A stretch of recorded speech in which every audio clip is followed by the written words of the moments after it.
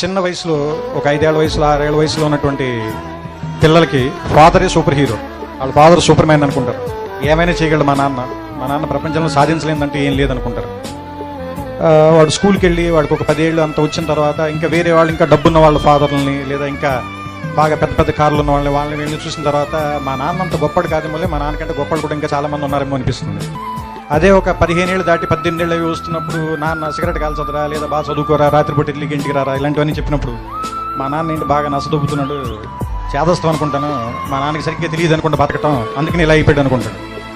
వీడికి ఒక 20 ఏళ్ళు 25 ఏళ్ళు వచ్చి ఒక అమ్మాయిని పెళ్లి చేసుకున్న తర్వాత ఒక ఫ్లాట్ రెంట్కి తీసుకోవటం, ఉద్యోగం చేయటం, నెలాఖరికి వచ్చేసరికి అప్పులు చేయాల్సి రావటం, బిల్స్ కట్టాల్సి రావటం, ఇలాంటప్పుడు నాన్న మనం మరీ అనుకున్నంత వేస్ట్ ఏం కాదనుకుంటే బాగానే మేనేజ్ చేసినట్టున్నాడు 4 పిల్లలు, కానీ మనకి దీనమ్మ ఇంకా ఒక్కడిని కూడా కనకుండానే ఇంత కష్టంగా ఉంది మనకి అనిపిస్తుంది.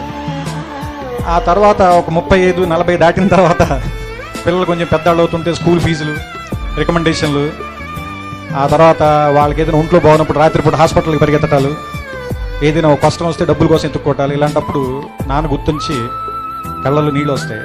ఈ బాబు ఇన్ని కష్టాలు పడి మన అందరినీ పిలిచి ఇక్కడ తీసుకొచ్చాడని. కానీ మనం అది చెప్పేసరికి చాలామంది నాన్నలు 2 రోజులు చచ్చిపోతారు. అందుకని నా ఉద్దేశం ఏంటంటే